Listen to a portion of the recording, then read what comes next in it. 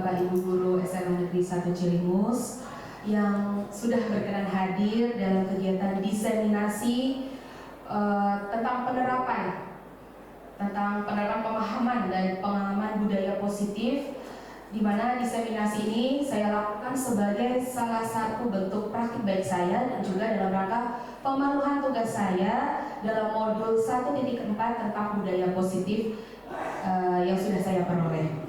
Bersama saya Yulian Oktaviani.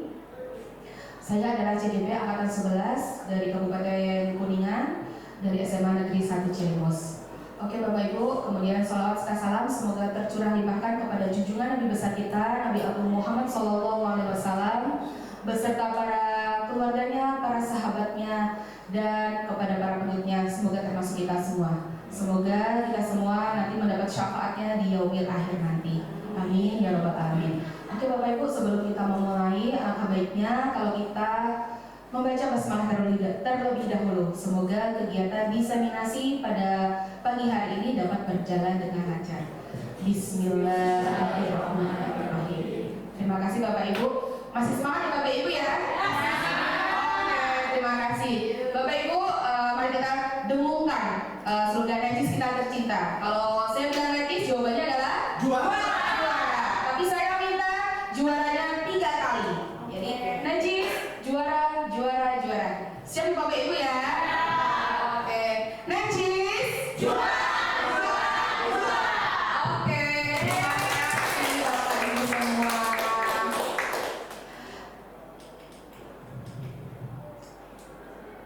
Oke, Bapak Ibu, saya mohon izinnya berdiri di depan Bapak Ibu di sini bukan untuk mengajari ataupun menggurui, karena saya yakin Bapak Ibu jauh lebih hebat daripada saya. Di sini saya hanya akan sedikit membagikan ilmu yang saya dapatkan selama saya mengikuti pendidikan guru penggerak, khususnya di modul 1.4 ini tentang budaya positif. Jadi Bapak Ibu semua, mari kita belajar bersama, berkolaborasi, saling mendukung demi mewujudkan disiplin positif di sekolah kita tercinta ini. Mohon bantuannya Bapak Ibu ya. Oke, Bapak Ibu. Di modul 1.4 yang sudah saya pelajari tentang budaya positif, itu nanti mempelajari hal-hal bagaimana kita bisa membuat lingkungan sekolah kita tercinta ini menjadi lingkungan yang positif. Konsep-konsep inti dari budaya positif itu ada 7 ya. Yang pertama ada perubahan paradigma belajar, kemudian yang kedua ada disiplin positif, yang ketiga ada motivasi perilaku manusia, yang keempat ada kebutuhan dasar manusia, yang kelima keyakinan sekolah atau keyakinan kelas, yang keenam ada posisi kontrol restitusi, dan yang terakhir nanti ada segitiga restitusi. Baik Bapak Ibu, untuk yang pertama kita akan membahas, saya akan memaparkan tentang perubahan dari paradigma belajar. Oke, Bapak Ibu di sini ada pertanyaan pemaki dulu ya. Nanti Bapak Ibu kan sudah ada berapa ini? Ada 10. Nanti saya minta Bapak Ibu berpasangan dengan rekan sebelahnya. Nah, nanti salah satunya nanti ada yang mengepalkan tangan. Bayangkan di tangan Bapak Ibu ini nanti ada sesuatu barang yang amat berharga bagi Bapak Ibu ya. Nanti silakan rekan yang satunya mencoba membujuk bagaimana agar kepala tangan ini bisa terbuka atau tidak. Silakan bagaimana caranya. Bisa dengan mungkin mengintimidasi, berikan ayo bawa, terserah. Atau bisa mungkin dengan menggoda, menggelitik, atau bahkan boleh wanita barangkali mau uang Bu Sinta, uangnya ayo mau nggak dibuka. Silakan. Coba dengan sekuat tenaga Bapak Ibu ya. Nanti rekan Bapak Ibu yang tangannya mengepalkan itu apakah akan membuka atau tidak dari kepalanya. Oke Bapak Ibu, kita 30 detik saja. Silahkan berpasangan dengan rekannya masing-masing. Enggak semuanya aja. Nanti silahkan dalam waktu 30 detik ya.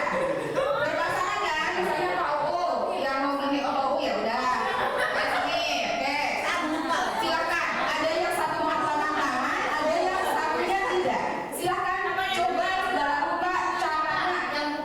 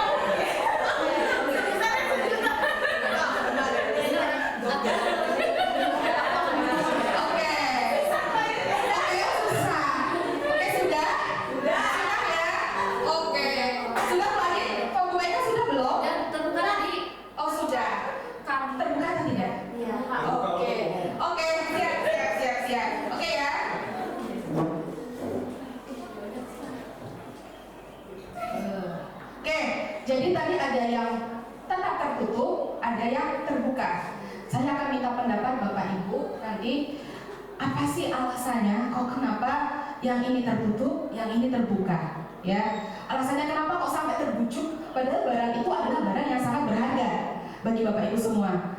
Kok tetap yaudah tetap tertutup, tetap terbuka? Ya, tadi yang terbuka Bu Ade, jadi saya minta pendapat dari Bu Ade. Sedangkan yang tertutup siapa ya? Siapa?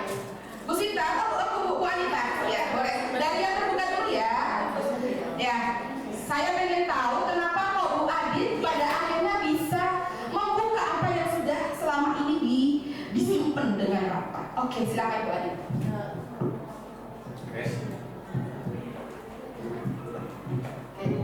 Ya, terima kasih atas kesempatannya. Saya membuka tangan tadi karena memang terancam. Betul. Saya memang ini sangat berharga, tapi nyawa saya lebih berharga, jadi saya buka saja tangannya. Oke. Ya, jadi Bu Adit itu membuka kepala tangannya karena merasa terancam oleh Bu Meka ya. Entah Bu Meka menggunakan apa bisa terancam. Oke, terima kasih beri aplaus untuk Bu Adit dan Bu Meka. Oke, selanjutnya yang tertutup tadi ada di sebelah sini ya untuk Bu Sinta. Kenapa Bu Sinta bisa melindungi? Iya, karena kenapa saya tadi tidak membuka tangan? Karena yang saya pegang itu adalah barang berharga untuk saya. Jadi saya tidak ingin orang lain memilikinya, Bu. Karena ini punya saya. Iya. Oke. Terima kasih Bu Sinta. Beri aplaus untuk Bu Sinta. Nah, ya Bapak Ibu ya. Jadi ada berbagai alasan kenapa orang itu tetap mempertahankan apa yang sudah dia punya, atau bahkan ada yang sempat terintimidasi dan akhirnya membuka. Jadi yang mau saya tanyakan, jadi sesungguhnya siapa sih yang memegang kendali atau kontrol untuk membuka atau menutup kepala tangan tadi? Iya. Jadi yang memiliki kontrol atas segala sesuatu itu pastinya adalah diri sendiri. Orang lain itu tidak bisa mengontrol apa yang menjadi kehendak dari kita, ya. Oke, terima kasih. Oke, kemudian perubahan paradigma pembelajaran merupakan pergeseran antara stimulus respon menjadi teori kontrol. Di sini saya akan meluruskan miskonsepsi tentang makna kontrol yang sudah diungkapkan oleh Dr. William Glasser dalam kontrol teori. Jadi ada beberapa miskonsepsi, yaitu yang pertama, ilusi guru mengontrol murid. Jadi sebenarnya Bapak Ibu guru, kita itu tidak bisa mengontrol murid atau memaksakan murid untuk melakukan sesuatu. Namun dalam tampaknya kita itu bisa mengontrol, ternyata murid itu bersedia mengizinkan dirinya untuk dikontrol oleh kita. Jadi seakan-akan kita itu, oh iya, kita bisa mengontrol dia untuk mereka bisa mengikuti kehendak kita. Ya, kemudian yang kedua, ilusi bahwa semua penguatan positif itu efektif dan bermanfaat. Jadi penguatan positif itu adalah bujukan. Bujukan itu adalah berupa kontrol-kontrol. Jadi dengan cara membujuk siswa untuk melakukan sesuatu, mungkin iya dalam jangka pendeknya siswa akan mematuhi kita dengan bujukan dengan segala rupa. Tapi dalam jangka panjang murid pasti akan bisa menolak kalau dia sadar, oh ternyata tidak semuanya bisa dilakukan dengan bujukan. Kemudian yang ketiga, ilusi bahwa kritik dan membuat orang merasa bersalah dapat menguatkan karakter. Nah, jadi memberikan kritik kepada murid, membuat mereka menjadi merasa bersalah, itu menjadi identitas gagal bagi murid. Kadang-kadang mereka jadi berpikiran, aduh aku kok seperti ini ya, aku kok gagal. Dan secara tidak langsung, saya sendiri pasti pernah melakukan itu. Bahasanya jadi gini, karena kritik dan membuat orang merasa bersalah itu kadang secara tidak sadar itu menggunakan itu, tapi menggunakan bahasa yang halus. Tidak yang marah-marah atau bagaimana, tapi aduh kenapa sih kamu melakukan itu lagi, aduh kenapa kamu dipanggil BK lagi, kamu nggak sayang kan sama orang tua kamu yang sering banget dipanggil ke BK. Ternyata dalam murid itu sudah tertanam, ya lo kok begini ya, kok begini. Ternyata secara tidak langsung saya, mungkin Bapak Ibu tidak pernah ya, saya itu sering melakukan seperti itu. Jadi ternyata itu tidak boleh Bapak Ibu ya, membuat murid itu jadi merasa bersalah, dia menjadi identitas gagal, saya begini begitu, berpikiran negatif dan yang lainnya. Kemudian yang terakhir, ilusi bahwa orang dewasa itu memiliki hak untuk memaksa.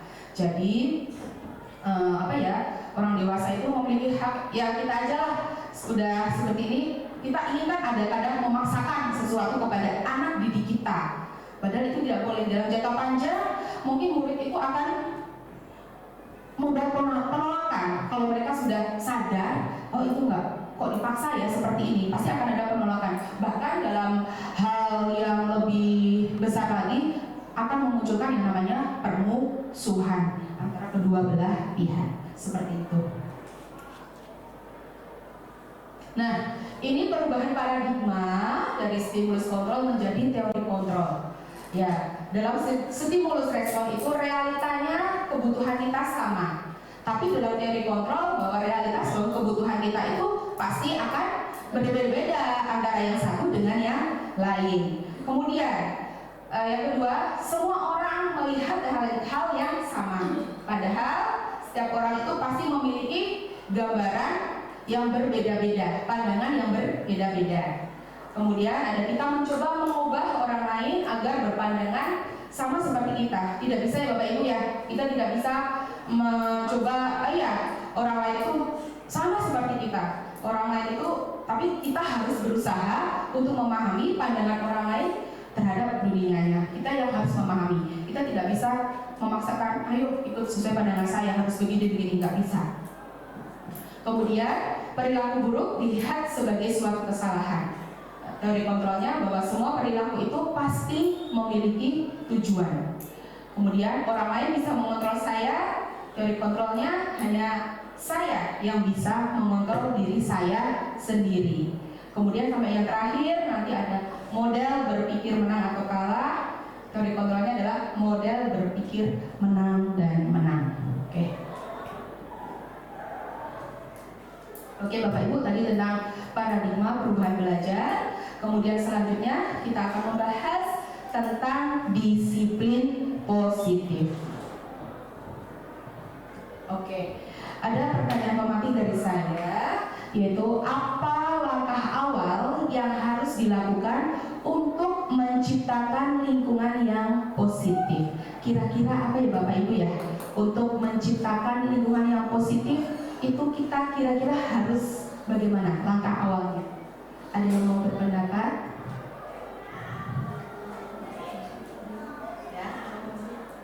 Ya? Oke, boleh Bu Rika. Terima kasih atas kesempatannya. Kalau menurut saya, langkah awal untuk menciptakan lingkungan yang positif itu dimulai dari diri sendiri dulu. Diri sendiri melakukan kebiasaan yang positif.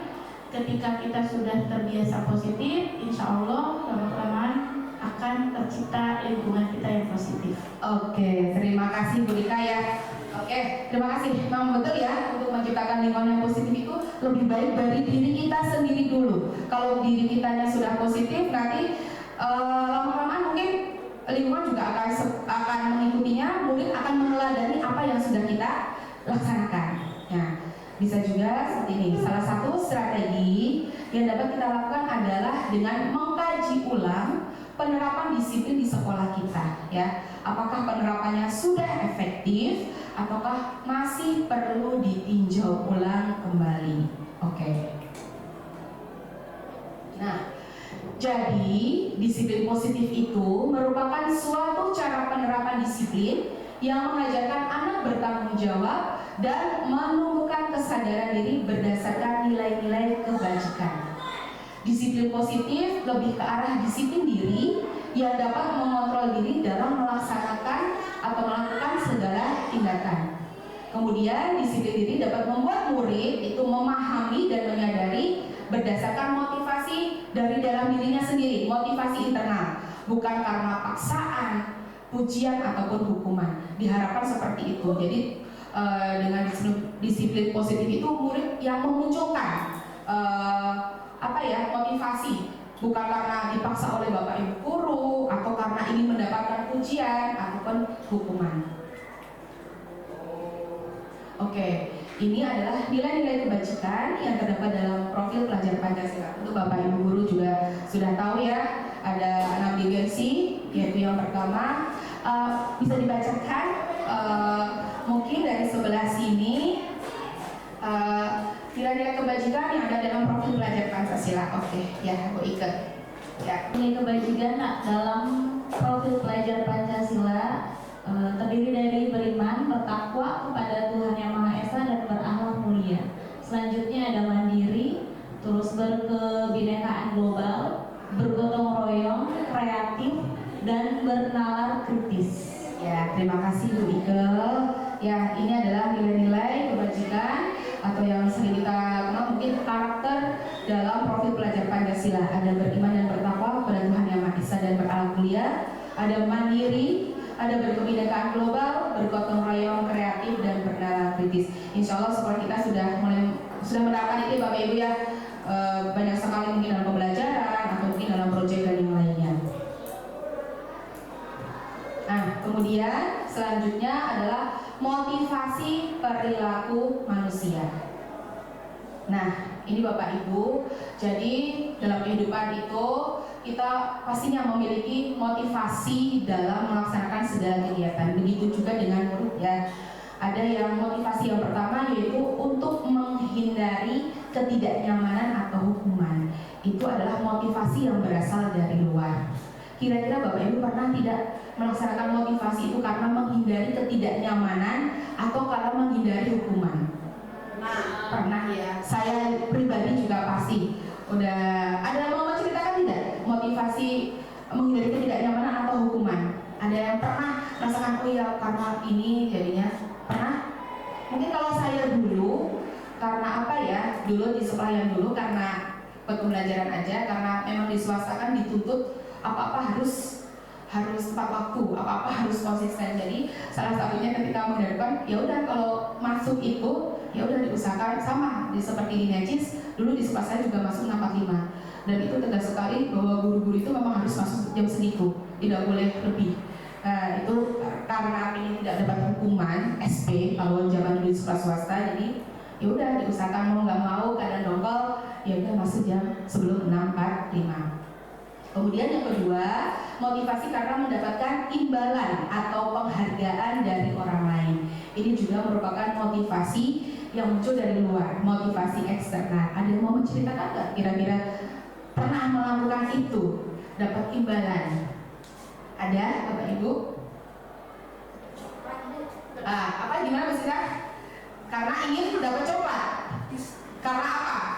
Untuk mendapatkan imbalan atau penghargaan dari orang lain itu mungkin pengalaman ketika saya sekolah dulu. Oh iya, pengalaman ketika sekolah yaitu ingin dapat coklat. Ya. Ketika di kelas itu ketika menghasilkan karya yang bagus, ada rewardnya. Ada rewardnya itu coklat. Jadi motivasi ingin mendapatkan imbalan misalnya seperti itu. Oke. Kemudian yang ketiga, motivasi yang ketiga adalah untuk menjadi orang yang mereka inginkan dan menghargai diri sendiri dengan nilai-nilai yang percaya. Nah, ini termasuk dalam motivasi internal, motivasi yang berasal dari diri sendiri. Ya, diharapkan nanti murid-murid itu bisa menerapkan motivasi yang ketiga, memunculkan nilai-nilai yang sudah ada dalam diri mereka. Nah, seperti itu. Oke, kemudian sedikit cerita mungkin motivasi saya ketika mengikuti CGP. Ya awalnya memang ya karena ada rujukan dan itu motivasi mendapatkan penghargaan awalnya ya. Ada sertifikat yang nanti sertifikat itu bisa berguna untuk ke depannya seperti itu. Tapi ketika sudah menjalani ini kurang lebih sudah hampir 2 bulan, justru saya semakin menikmati. Walaupun kadang naik, kadang turun motivasi saya ya, kadang aduh udah males apa kayak gitu. Tapi ternyata iya itu ujian. Tapi ternyata ilmu yang saya dapatkan di pendidikan guru penggerak ini amat sangat luar biasa. Apalagi di modul 1.4 ini, yang tadinya saya tidak tahu bagaimana ketika menangani anak dalam kasus, ternyata ada yang namanya segitiga restitusi. Jadi kita itu ada langkah-langkahnya dalam ketika menangani problem yang dihadapi anak, sampai anak itu harus menemukan keyakinan diri sendiri mereka. Kenapa kok kalau Kita tidak boleh harus begini, tapi biarkan anak yang untuk mencari solusinya sendiri, seperti itu. Nah, ini Bapak Ibu, untuk menghindari ketidaknyamanan atau hukuman, ini adalah tingkat terendah dari motivasi perilaku manusia. Biasanya orang yang motivasi perilakunya untuk menghindari hukuman atau ketidaknyamanan akan bertanya, apa yang akan terjadi kalau saya tidak melakukan ini? Pasti ada jawab, oh seperti ini, oh nanti ini, oh baru kalau sudah tahu konsekuensinya dia akan melakukan itu. Sebenarnya mereka sedang menghindari permasalahan yang mungkin muncul dan berpengaruh pada mereka secara fisik, psikologis maupun tidak terpenuhinya kebutuhan mereka bila mereka tidak melakukan tindakan tersebut. Kemudian yang kedua, untuk mendapatkan imbalan atau penghargaan, ini yang tadi Bu Sita katakan ya, ini adalah satu tingkat di atas motivasi yang pertama. Di sini orang berperilaku untuk mendapatkan imbalan atau penghargaan dari orang lain.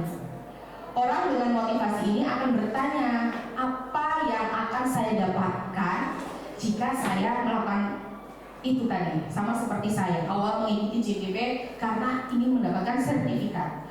Kemudian mereka melakukan sebuah tindakan untuk mendapatkan pujian dari orang lain yang menurut mereka itu penting, dan mereka letakkan dalam dunia berkualitas mereka. Mereka juga melakukan sesuatu untuk mendapatkan hadiah, pengakuan, atau imbalan. Kadang tidak dapat dipungkiri ya Bapak Ibu, kita melakukan sesuatu karena memang ada maksud-maksud tertentu yang ingin kita dapatkan di situ. Kemudian yang ketiga, untuk menjadi orang yang mereka inginkan dan menghargai. Ini motivasi dari dalam, ya. Orang dengan motivasi ini akan bertanya, akan menjadi orang seperti apa apabila saya melakukannya, ya. Mereka melakukan sesuatu karena nilai-nilai yang mereka yakini dan hargai. Mereka juga akan melakukannya karena mereka ingin menjadi orang yang melakukan nilai-nilai yang mereka yakini tersebut, ya. Aku punya keyakinan seperti ini, kalau bisa ya saya mewujudkan itu. Ini adalah motivasi yang akan membuat seseorang memiliki disiplin positif, karena itu berasal dari diri mereka, bukan karena paksaan, bukan karena penghargaan, imbalan, dan yang lainnya. Oke, ini adalah motivasi internal. Oke, Bapak Ibu masih semangat ya? Masih. Oke, siap. Oke, jadi konsep disiplin itu ada konsep disiplin identitas yang gagal karena ada hukuman. Karena anak berpikir kalau hukuman itu pasti menyakitkan, tidak nyaman, membuat takut, memaksa, sehingga murid mungkin akan menyembunyikan kesalahannya karena takut dihukum. Kemudian murid bisa menjadi rendah diri. Oke, karena penghargaan itu ternyata tidak efektif, ya, bisa merusak hubungan atau sifat diri, bisa mematikan kreativitas, kemudian menghukum dengan stop ranking, ada juga yang merampas hak menghargai dirinya. Kemudian ini konsep disiplin identitas berhasil, yaitu ada konsekuensi dan juga restitusi. Kalau konsekuensi itu penguatan jangka pendek, perlu monitoring, murid menghormati peraturan, kehilangan waktu merenungi kesalahan. Kalau di restitusi, murid itu akan bertanggung jawab atas perilakunya. Apa yang sudah dia lakukan, dia harus bertanggung jawab tentang itu. Kemudian fokus pada pemecahan masalah jangka panjang. Kemudian murid bisa menghormati dirinya dan juga orang lain. Dan yang terakhir, murid bersemangat untuk memperbaiki kesalahannya. Nanti ada di bagian terakhir tentang segitiga restitusi. Oke, Bapak Ibu, selanjutnya yaitu tentang kebutuhan dasar manusia. Bapak Ibu pastinya mempunyai apa ya? Kebutuhan ya? Pasti Bapak Ibu ya? Oke, ada pernyataan seperti ini. Ketika seorang murid melakukan suatu perbuatan yang bertentangan dengan nilai-nilai kebajikan atau melanggar peraturan, hal itu sebenarnya dikarenakan mereka gagal memenuhi kebutuhan dasar mereka. Kira-kira ada yang tahu nggak kebutuhan dasar diri kita ataupun orang itu kebutuhannya apa saja? Yang mau itu? Oke, ya Bu Mega. kebutuhan dasar manusia, mungkin diantaranya kebutuhan untuk dicintai, terus kemudian kebutuhan fisiologis seperti lapar gitu ya, kebutuhan biologis, kemudian kebutuhan akan penguasaan, jadi kita ingin menunjukkan kita tuh bisa loh gitu, keterampilan gitu, punya memiliki kompetensi. Mungkin itu aja yang saya ketahui. Oke, terima kasih Bu Mika. Ya. Jadi ada beberapa ya kebutuhan dasar manusia itu. Benar yang tadi Bu Mika, ada kebutuhan akan bertahan hidup. Tadi kalau kita lapar, ya kita harus berusaha mencari makan. Kemudian yang kedua, kebutuhan akan kasih sayang dan rasa diterima, pasti ya itu ya. Kemudian kebutuhan akan penguasaan. Ada loh yang seperti itu, karena pengen itu ya dia melakukan perbuatan yang bagaimana caranya dia bisa berkuasa. Kemudian kebutuhan akan kebebasan. Dan yang terakhir ada kebutuhan akan kesenangan. Oke.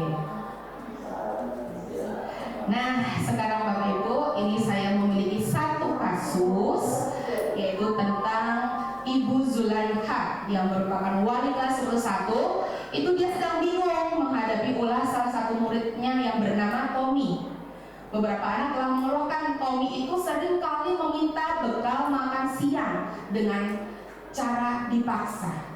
Jika Bapak Ibu menghadapi situasi seperti Ibu Zulaikha, apa yang akan Bapak Ibu lakukan? Dan menurut Bapak Ibu semua, kira-kira apa sih alasan Tommy melakukan hal itu? Ya, nanti saya minta pendapatnya.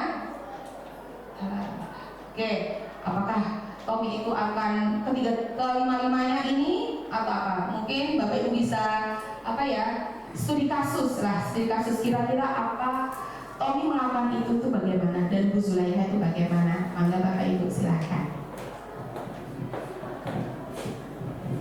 Terima kasih atas kesempatannya. Kalau menurut saya, ketika saya dihadapkan pada situasi seperti Ibu Zulaikha, saya pertama pasti akan bertanya terlebih dahulu kepada Tommy. Kenapa Tommy sampai berbuat seperti itu kepada temannya? Apa yang menyebabkan Tommy melakukan seperti itu? Dan kalau menurut saya, kira-kira apa alasan Tommy? Mungkin ada beberapa faktor. Itu bisa di rumahnya memang dia tidak ada makanan karena di rumahnya memang membutuhkan kekurangan makanan, atau bisa juga mungkin kalau anak-anak suka ada rasa jahil ya gitu ya, ada rasa ya udah ingin iseng aja kepada temannya gitu. Ada juga mungkin bisa juga Tommy tidak pernah, mungkin dia tidak kekurangan, tapi ibunya memang tidak care, tidak peduli kepada Tommy, tidak pernah Tommy dibekali makanan oleh ibunya, sehingga dia merasa iri kepada temannya, kenapa temannya bisa membawa bekal makanan. Itu sih kalau menurut saya. Terima kasih. Terima kasih Bu Rika. Ada yang lain yang ingin berpendapat? Kira-kira kan tadi Bu Rika mungkin karena kurang kasih sayang, kemudian mungkin tidak pernah dibekali, jadi bagaimana dia mengisi perutnya, bertahan untuk hidup. Ada lagi Bapak Ibu? Oke ya, makasih Bu Rika. Ya, tadi sependapat dengan apa yang disampaikan dari Bu Rika, sudah tercover ya. Mungkin tambahan dari saya, karena mungkin Tommy ini merasa bosan karena disediakan bekal makanan yang itu aja, jadi pengen apa ya, lebih bervariasi lagi gitu. Jadi itu bentuk Tommy untuk memenuhi kebutuhan akan kebebasannya gitu ya. Oke, terima kasih. Terima kasih untuk Bu Rika dan juga Bu Rika. Jadi motivasi Tommy itu ternyata bisa dari beberapa tadi ya motivasi yang sudah itu. Tapi yang benar kita harus mencari tahu dulu, benar kata Bu Rika, kita menanyakan kepada Tommy kenapa seperti itu. Nah, tapi kalau karena kita hanya studi kasus, jadi kita akan melihat kira-kira bisa jadi alasan pertama itu karena Tommy itu lapar dan orang tuanya tidak membawakan bekal makan siang. Maka kebetulan kan lapar, jadi bagaimana caranya biar nggak lapar lagi? Tommy tadi ngambil punya temannya. Ini adalah motivasi untuk bertahan hidup atau survive. Kemudian bisa jadi alasan yang kedua itu karena Tommy itu merasa senang ketika teman-temannya itu memperhatikan. Kan ada di kita yang seperti itu, caper lah bahasanya, ingin diperhatikan. Tapi ketika temannya melaporkan tindakannya kepada gurunya memberitahu orang tuanya, sehingga orang tuanya akan lebih jadi memperhatikan. Jadi ini adalah mungkin karena kurang kasih sayang dari orang tuanya, dan dia caper seperti itu, berharap dilaporkan, nanti gurunya menghubungi orang tua, dan nanti Tommy baru diperhatikan oleh orang tua. Kemudian bisa jadi alasan yang ketiga itu karena temannya itu takut dengan dia dan menuruti segala keinginan dari si Tommy. Maka dari itu Tommy sedang berusaha untuk memenuhi kebutuhan dasar akan kekuasaan, ingin menguasai. Oke. Kemudian yang keempat, bisa tadi ada Bumika ya, karena dia merasa bosan dengan bekal dari ibunya yang itu saja, nasi mie barangkali seperti itu, makanya dia ingin mencoba makanan dari teman-temannya yang beraneka ragam. Jadi di sini kami sedang berusaha memenuhi kebutuhannya akan kebebasan.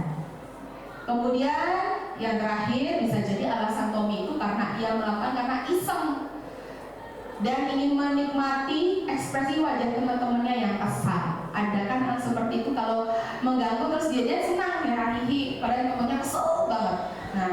Nah ini ekspresi teman-temannya itu menurut dia itu lucu. Nah maka di sini Tommy itu sedang berusaha memenuhi kebutuhan akan kesenangan. Senang kalau teman-temannya kesel, melihat muka teman-temannya itu kesel. Oke. Nah itu Bapak Ibu, kita exhibiting dulu ya Bapak Ibu ya.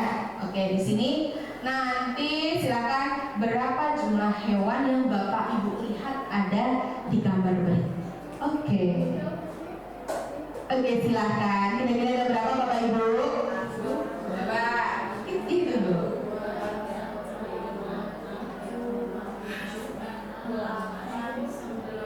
Was, ada yang nyempil kecil. Ada yang 10. Oh, ada yang 11.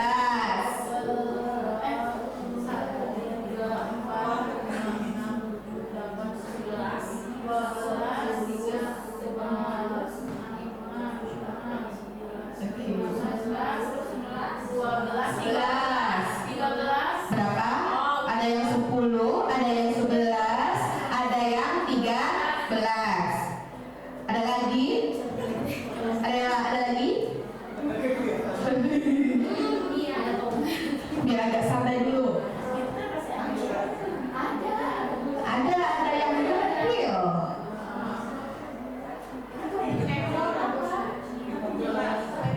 Oke, sudah fix? Nah, tuh ada yang. Oke, tolong sebutkan tadi yang 10 wanita. Coba ya. Coba. Ya, kok seberapa? Gajah. Terus juga anjing, kucing, tikus, terus ikan, kura-kura, capung, buaya, ikan lumba-lumba, oke 10, ular 11. Ya. Ada lagi? Oke. Coba, udah? ikan kecil sama ikan lumba-lumba. 12 berarti. Oke, sudah. Oke ya, oke, gak kelihatan. Tadi berikutnya kayaknya 13 deh. Iya. Ya, 13. Coba. Gajah, lumba-lumba, Ya, buaya. ikan kecil, Mm. kura-kura, Mm. capung, ular, keledai, anjing, kucing, tikus, itu apa sih, jerapah kayaknya.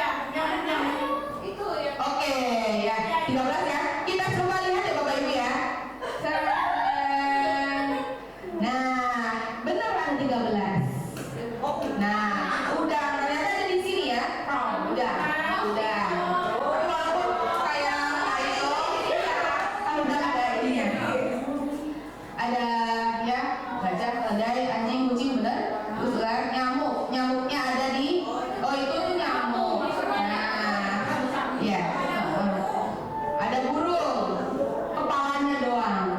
Mana itu? Bird head ini. Imajinasinya kemana ya? Nah, ya, oke ya.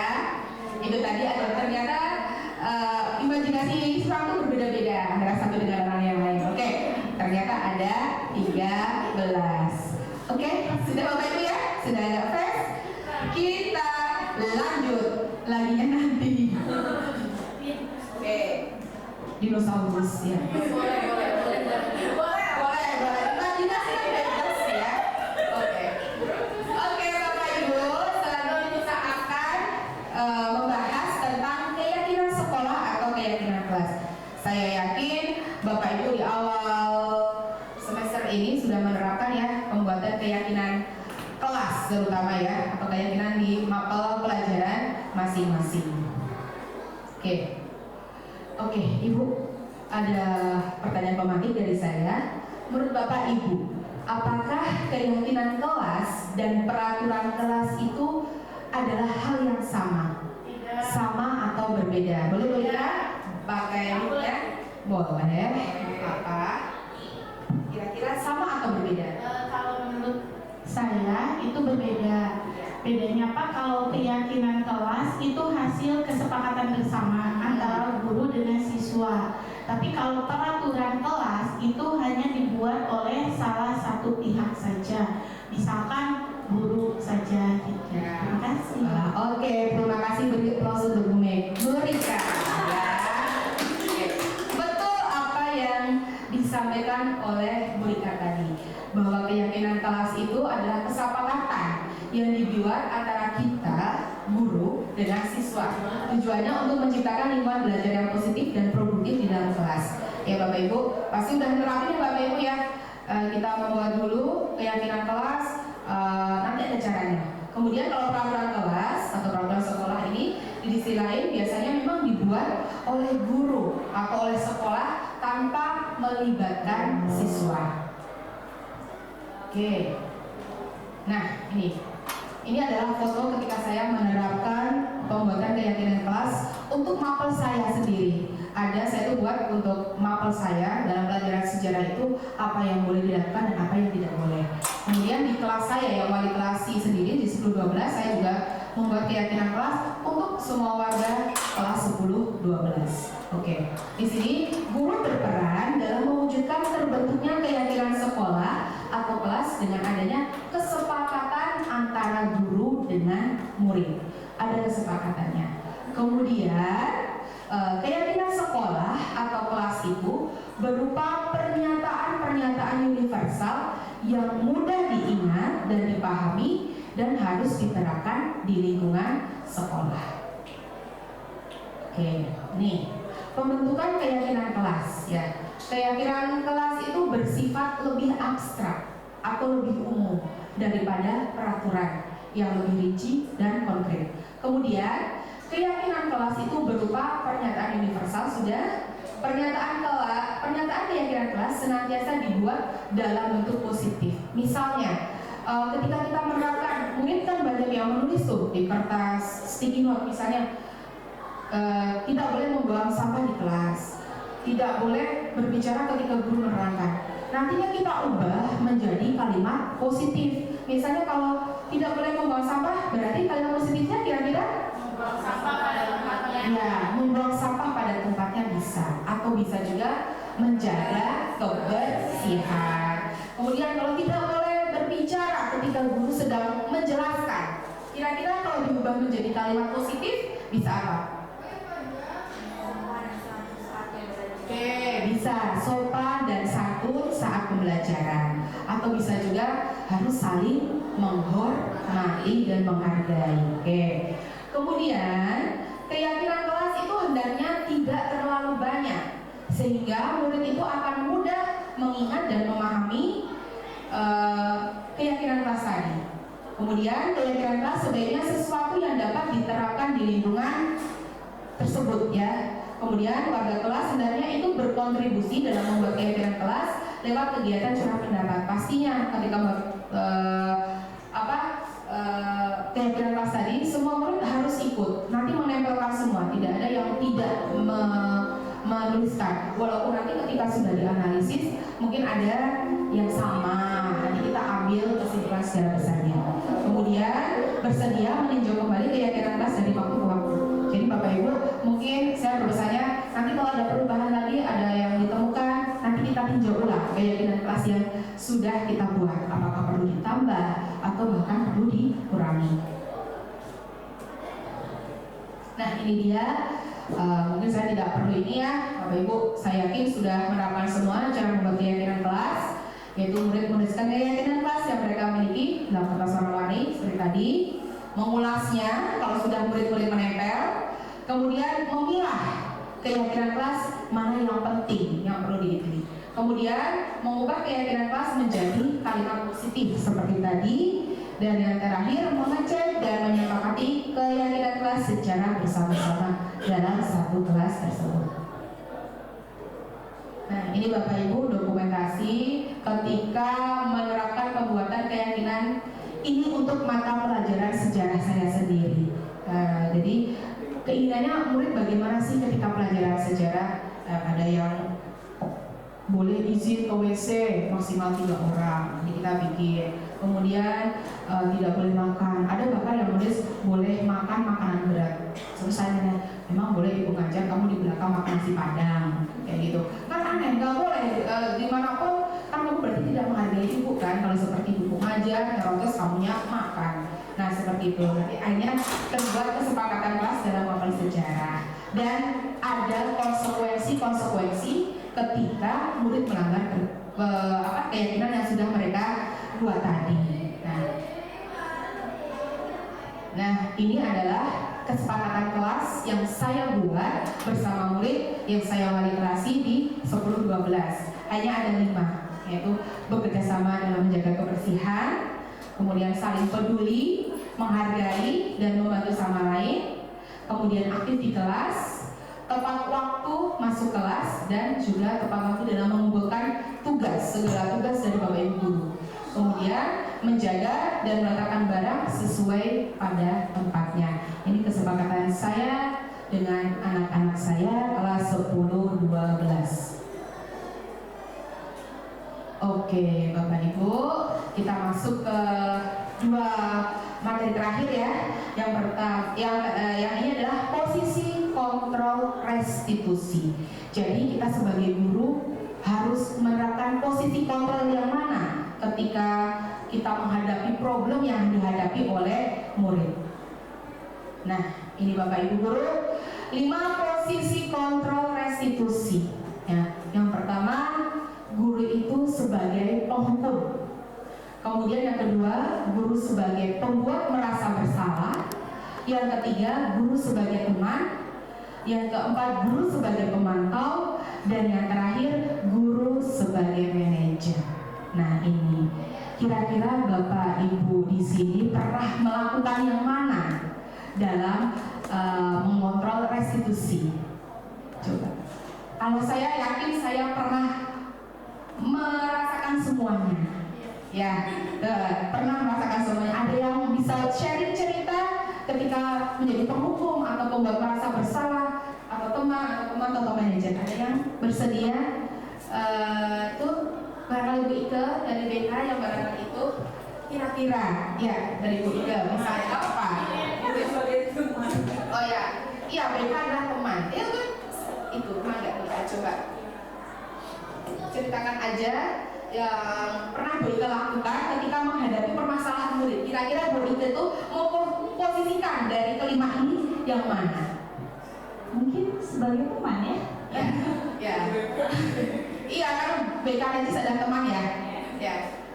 Jadi bagaimana yang gue terapkan itu kira-kira? Kalau penghukum kan memang di BK itu tidak ada istilah menghukum ya.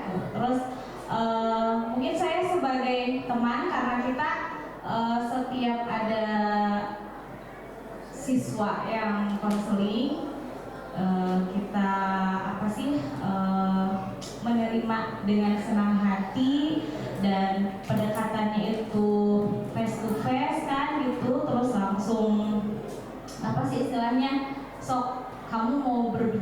apa. Jadi kita tidak, kamu kenapa kesini, kamu ada apa, masalahnya apa, kenapa. Tapi siswa sendiri yang menceritakan. Nah setelah itu baru setelah kita tahu masalahnya, kita mencari solusinya bersama-sama.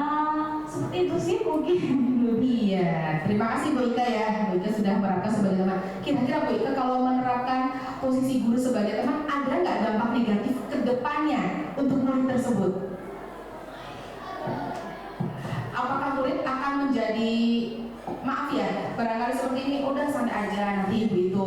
Jadi murid ada ketergantungan nggak? Ada rasa ketergantungan ketika ini harus seperti ini, harus ada. mungkin, oh iya, oke, bisa jadi ada ya Bu Ika ya. Oke, sip. Oke, nih Bapak Ibu saya akan memiliki pemantik ya, murid tidak mengerjakan PR. Kira-kira kalau Bapak Ibu guru pasti ada ya Bapak Ibu ya, di kelas ada aja yang ketika memberikan tugas, ada murid yang tidak mengerjakan. Kira-kira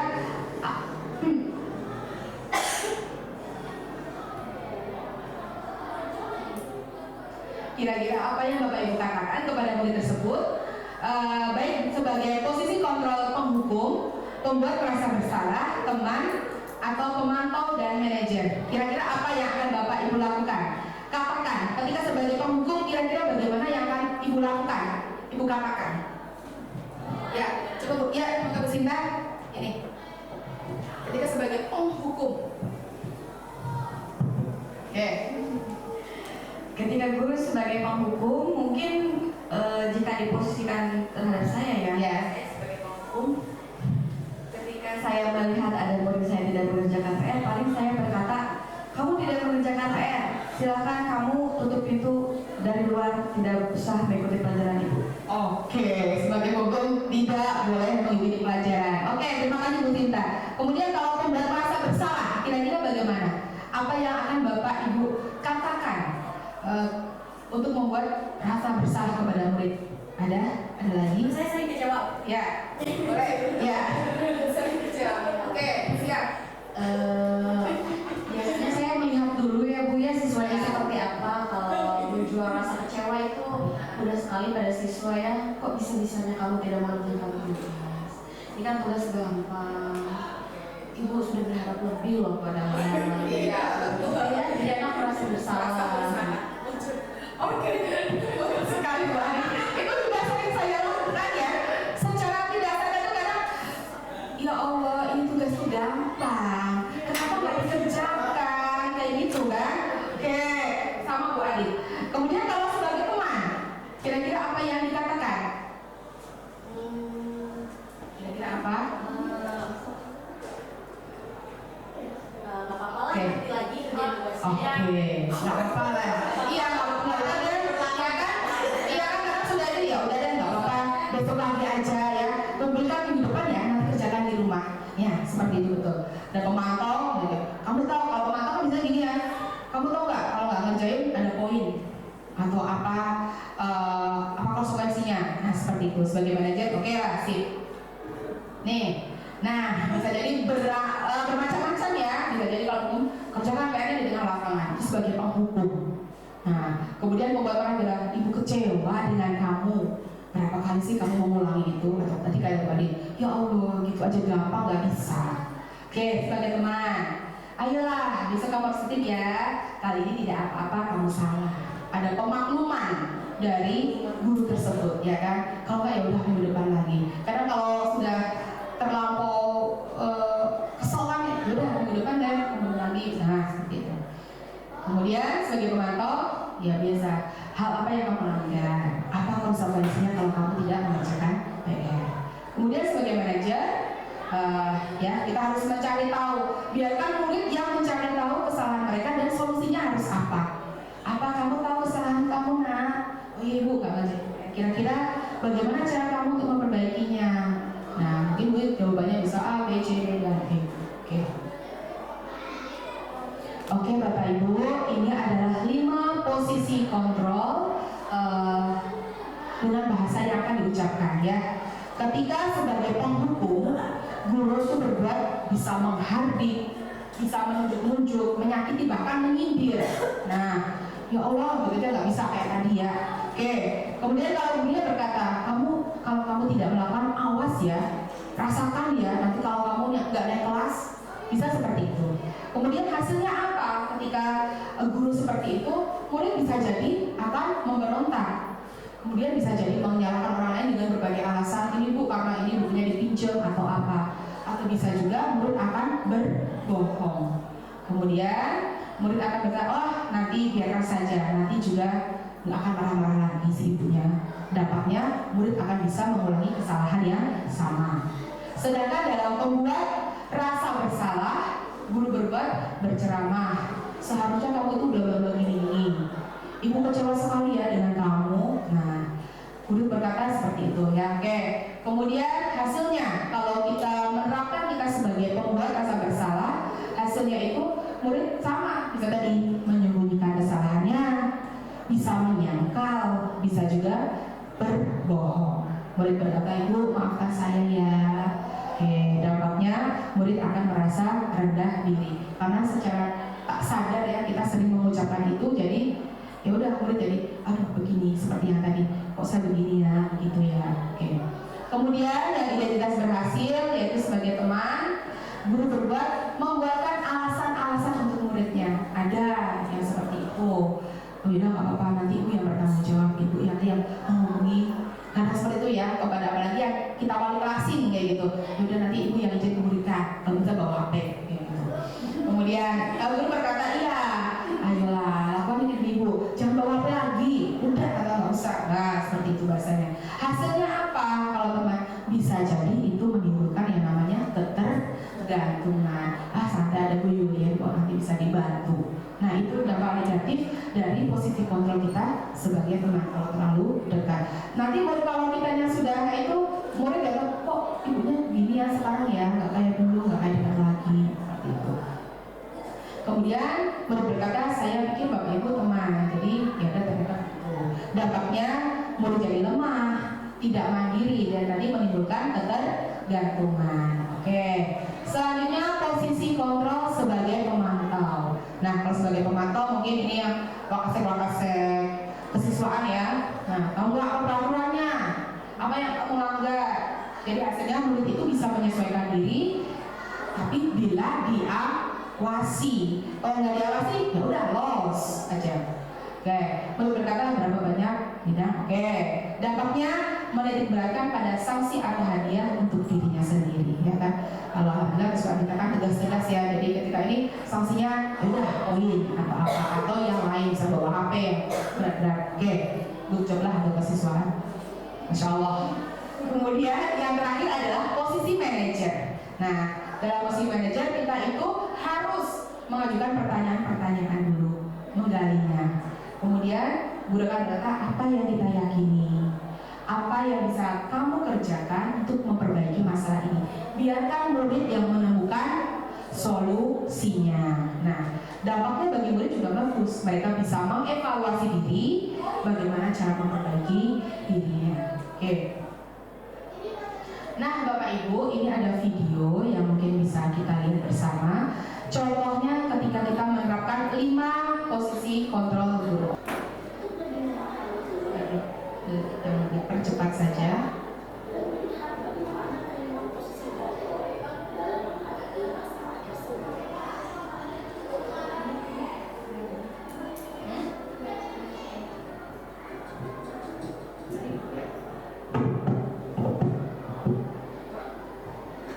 Bisa ya, nggak? Kalau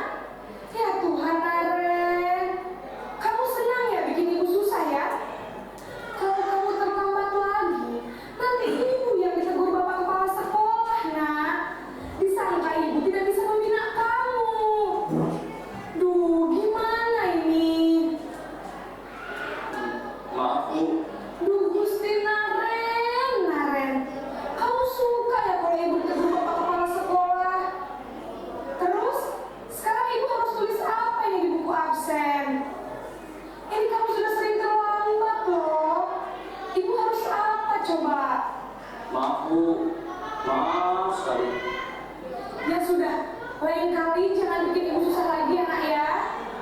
Ibu tidak akan kuat lagi kalau kamu begini terus. Bisa jantungan kalau ibu tegur bapak kepala sekolah. Sana cepat ke kelas. Maaf ya Bu, maaf sekali. Posisi pembuat rasa bersalah berbicara dengan nada tenang, cenderung lembut. Namun kata-kata yang diutarakan membuat murid merasa menjadi orang yang gagal, memandang buruk dirinya sendiri, merasa tidak berharga, dan tidak sanggup membahagiakan orang lain. Ketika guru mengambil posisi pembuat rasa bersalah, murid akan menganggap dirinya yang bersalah dan ia akan menyimpan emosi negatif tersebut di dalam dirinya.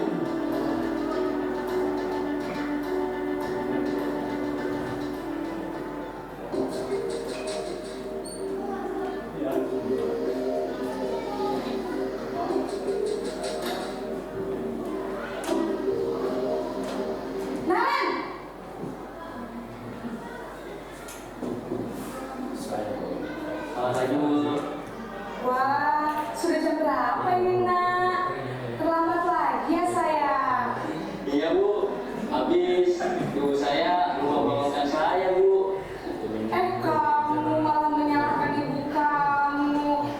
Kamu bukannya anak yang larinya paling kencang. Kok terlambat sih? Iya Bu, saya memang terlambat bangun tadi.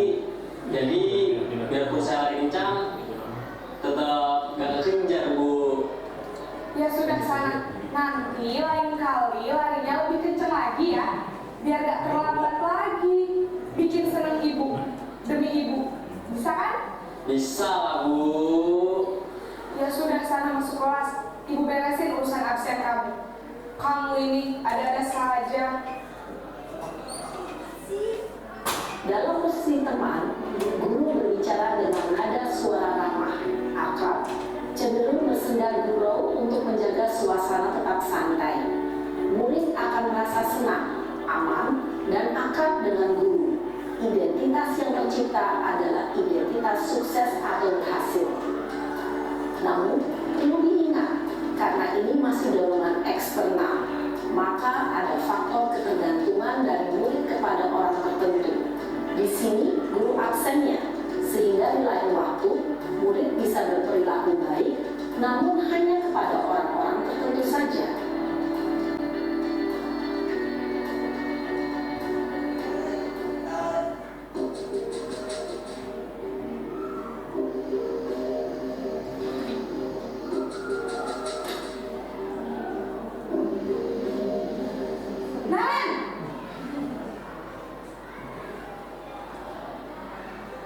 Selamat pagi Bu.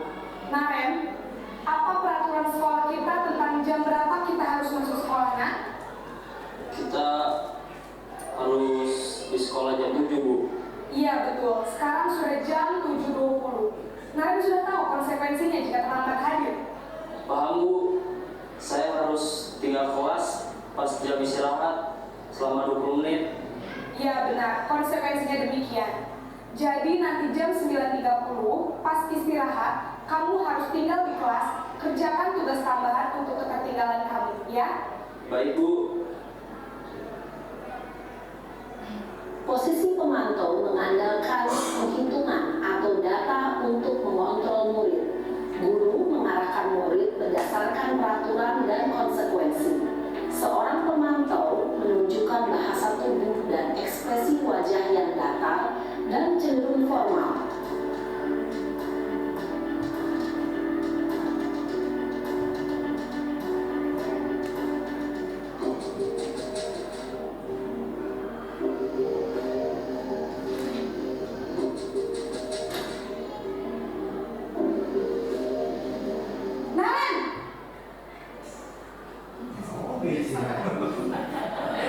Selamat pagi Bu. Selamat pagi Naren. Maaf Bu, saya terlambat. Iya, sekolah masuknya jam 7, sekarang sudah jam 7.20. Jadi sekarang bagaimana ini Naren? Maaf Bu, saya lupa setel alarm saya semalam. Baiklah, menurut kamu, keyakinan sekolah yang mana yang perlu kamu tingkatkan? menghargai diri sendiri dan orang lain mungkin ya Bu. Setuju. Jadi, apakah Naren meyakini prinsip saling menghormati tersebut? Iya Bu, saya meyakininya. Apakah Naren bersedia memperbaiki masalah keterlambatan ini? Bersedia Bu. Bagaimana kamu akan perbaiki masalah keterlambatan ini? Saya akan coba untuk tidak lupa menyetel alarm saya Bu. Baik, kalau Naren lupa menyetel alarm di rumah, ada orang yang kira-kira bisa bantu mengingatkan tidak? Ada Bu, kakak saya, Kak Emma. Ada lagi selain Kak Emma? Selain Kak Emma, ada ibu saya. Baik, jadi yang mengingatkan Naren adalah Kak Emma dan ibu kamu ya? Kira-kira akan mulai start alarm kapan nih Naren? Setelah pulang sekolah, akan segera saya lakukan. Baik, jadi Naren akan setel alarm untuk bangun besok pagi dan akan diingatkan oleh kakak dan ibunda Naren ya?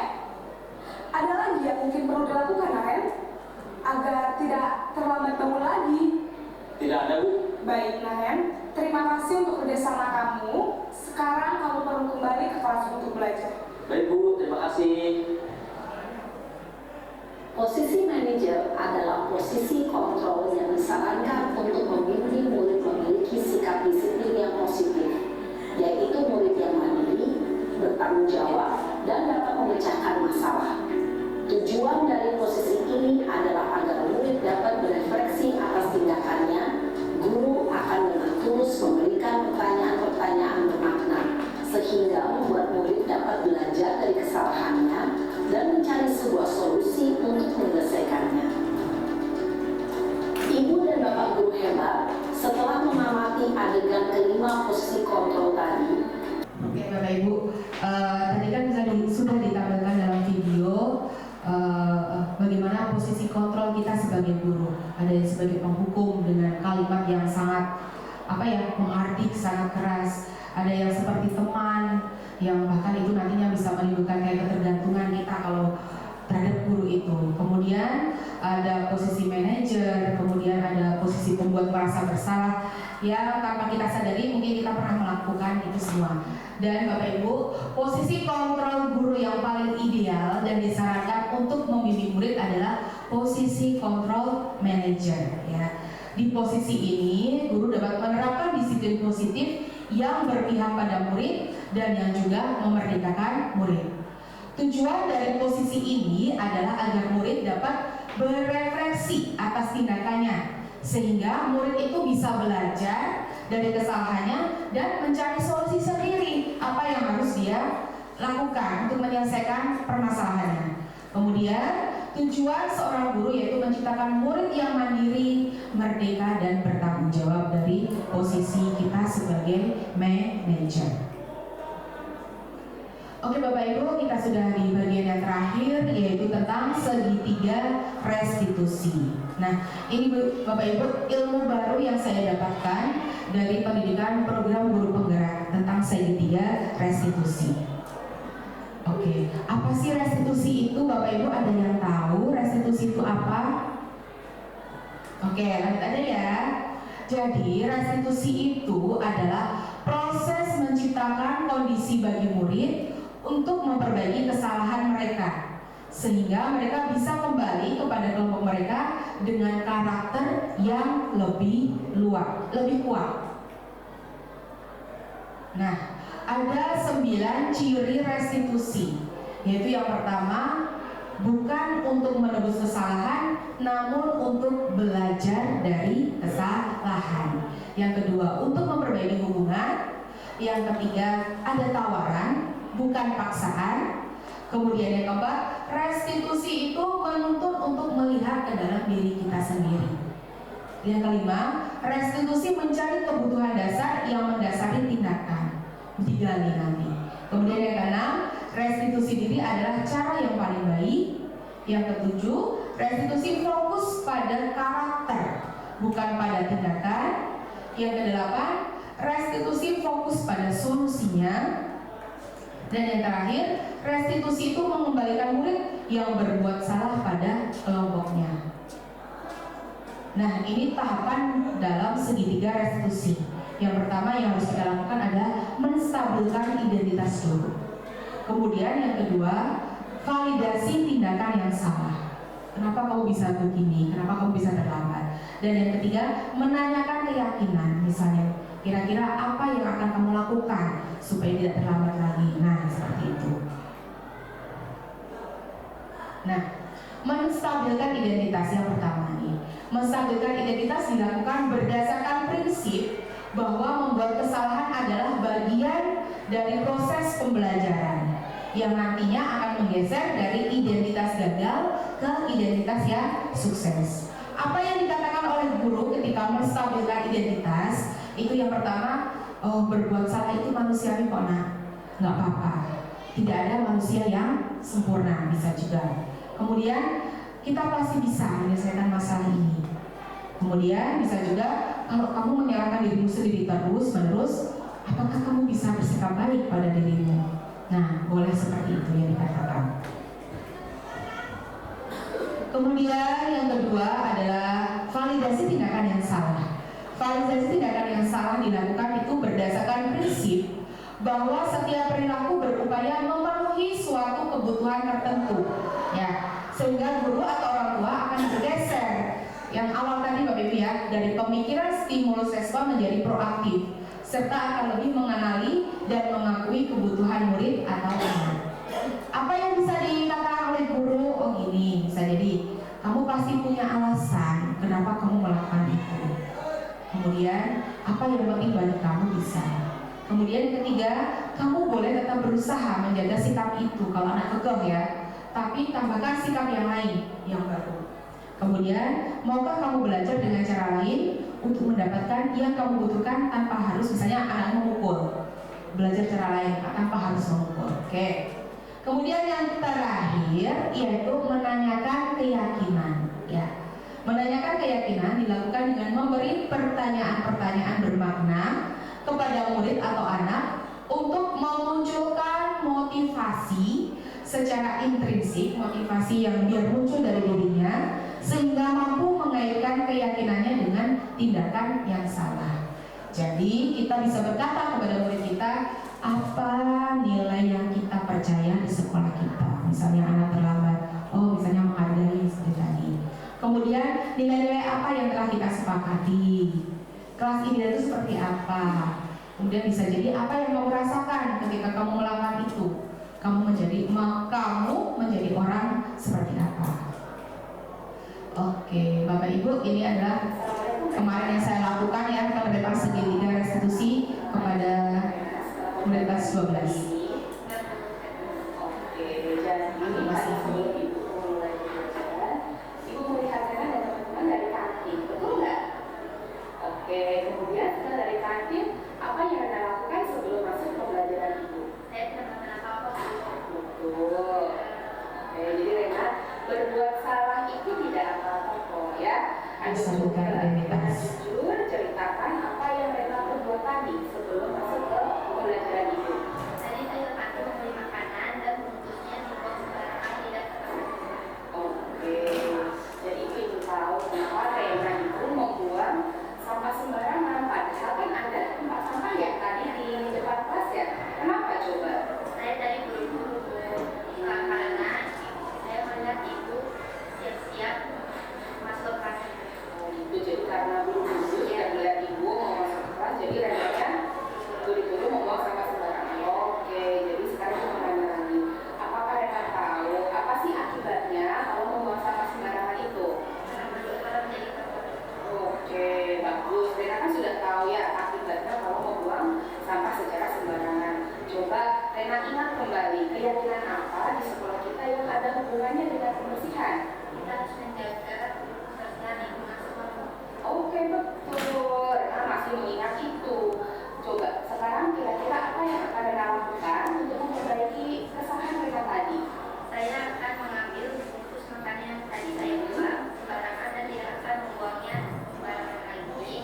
Saya Membuang sampah sedepannya. Oke, begitu ya. Oke, terima kasih ya Rena ya. Oke, Bapak Ibu, itu tadi ya contoh segitiga restitusi yang sudah saya lakukan. tadi ada yang buang. Sebenarnya ada satu lagi, yaitu tentang ada yang makan ketika KBM saya berlangsung. Jadi saya sudah melakukan restitusi. Oke Bapak Ibu, terima kasih atas waktunya. Mohon maaf mengganggu ya KBM Bapak Ibu untuk mengikuti diseminasi saya pada kesempatan kali ini. Oke Bapak Ibu, saya meminta refleksi dari Bapak Ibu semua tentang apa yang sudah saya sampaikan tadi. Ya, siapa Bapak Ibu? Oke, Bu Anita. Oke, siap. Oke. Silakan Pak Lid. Ya, terima kasih. Untuk refleksi dari kegiatan diseminasi ini, ya luar biasa sekali ya, terutama bagi saya pribadi itu sangat bermanfaat sekali, gitu ya. Itu karena sekaligus untuk mengevaluasi diri, gitu. Ya, mengevaluasi diri baik dari kekurangan dan kelebihan yang pernah atau sudah dilakukan, gitu. Terutama dalam menghadapi atau situasi-situasi atau permasalahan-permasalahan yang dihadapi ya berkaitan dengan peserta didik, ya.